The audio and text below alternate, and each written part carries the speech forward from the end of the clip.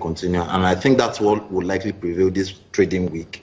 I think a lot of the stocks are still very attractive for an FPI investor because, like I mentioned, I think I remember I mentioned the fact that Zenith Bank, being $1 billion company and trading at less than 1 cent, is an attractive buy up to about 25 naira. And GT Bank is beginning to prove that. So I think we'll see a continuous upswing in the market, provided the larger percentage of the people pushing this rally is from the FPI side.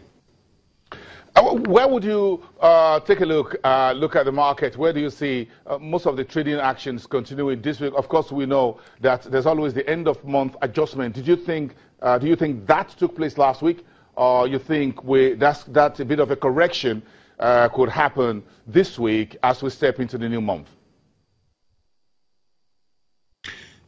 I don't think any kind of correction will be happening to suggest that the market will probably trend downwards this week. I think what we'll probably see is more re-entry into the market. A lot more people, as economic data strengthens and we see more impetus coming into the market for justification for why investors should come back into the market. What you would see is a situation where a lot more people are actually buying more, because we've seen huge volume stronging back into the market. And I think that's the sentiment that's going to prevail. And for what sectors will probably drive the market, I think, like we've seen in the past couple of weeks, banking sector has been very active, but I'm also holding my breath out for industrial goods. I think as soon as we have budget implementation and that kicking off, I think we'll see a lot of interest towards companies like Julius Berger. Do you think there will be some profit taking in the banking sector?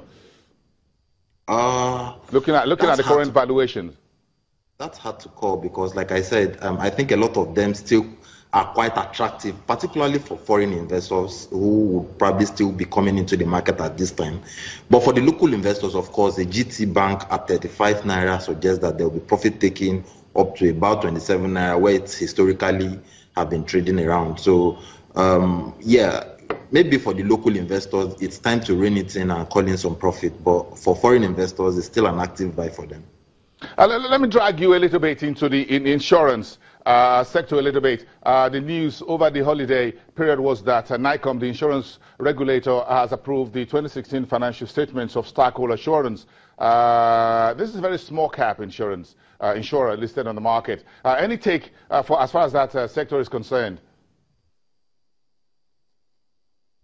It is still one of the most undervalued segments in Nigeria's financial services space. I think the fact that people do not have an appreciation for the kind of business insurances in Nigeria, and even in Nigeria particularly, is really disheartening, because there is a lot of untapped value, if you might say, in that segment of the market. Most of the companies are currently trading at 50 kobo, and they are companies with proper running, proper handling of respective relation, are companies that should be trading upwards of where the tier 1 banks are trading. So I think it's a segment that is quite muted by the fact that people do not have a proper understanding of how that business runs, and also the fact that we've had poor regulation. And until that changes, we'll probably not see any major movement upwards in that space. You just said earlier that you're holding your breath as far as the industrial goods are concerned. Do you see any actions around Dangote Cement, Lafarge Africa, and the likes in that space? I'm a big buyer of Dangote Cement. I'm also, at current valuations, you're a big buyer of Dangote Cement. It's big, so you don't have any choice, do you? Yeah, Bosin is a very, I mean, for a company that holds 25% of the general market, I mean, if you must invest in Nigeria, it's a company that you must clearly look at. So, yes, I'm very optimistic with their numbers. The thing about Dangote Cement is, beyond it being a very large cap company, it's also proving to be a growth company, which means that for a company that big, pushing double-digit growth numbers in revenue and in bottom line, it's impressive. So it's a screaming buy for me at this level. I also think that Lafarge Wapco, that has played second fiddle in size to Dangote, will also see some upward movements if we begin to see the implementation of the budget, because that segment of the economy will thrive, which means that the big players in that space will also see some movement upwards in pricing. Quite a lot to chew there. Thank you very much, Chukuma Anyanwu, Head of Research at GTI Securities. We thank you for your time today, and do have a great week ahead. A quick one. If you look at the rest of the market, what are we looking at as far as the money market is concerned? Treasury bills primary auctions in the week. Of course, we expect the central bank to do that.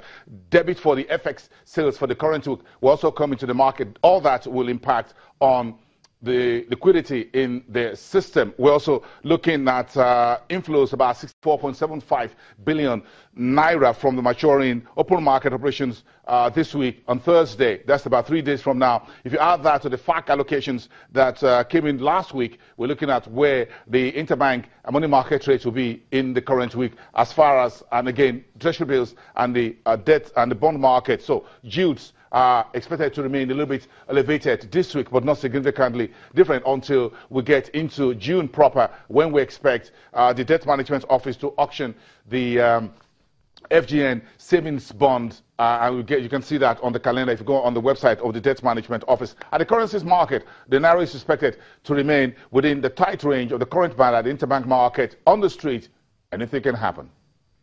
Still to come on Business Morning. Let's look at what is going to happen ending May and stepping into June. How are prices of commodities trending at the local market? We've got Amaka Ajegur of Financial Derivatives Company in the studios. And later, Bismarck Rwane, the Chief Executive Officer at Financial Derivatives Company, will be bringing some perspectives into the latest financials of the Asset Management Corporation of Nigeria called AMCON. He will be balancing the social benefits of the agency in the face of serious financial and economic headwinds that this organization faced last year. He's talking us through the financials and some of those interventions in Arik Air and others that AMCON had done, and how this is very important in saving jobs and keeping the economy in space. That's a very important conversation you don't want to miss at 10:30. But of course, later on the program and towards the end of it, Pai Gamde, who is the acting head for corporate services at the Nigerian Stock Exchange, is talking about the NSE's corporate challenge. You want to know what this challenge is all about, and you can get on it. She's bringing up the rest of the program for us today. Stick around. All this we have on the lineup within the hour. We'll be right back.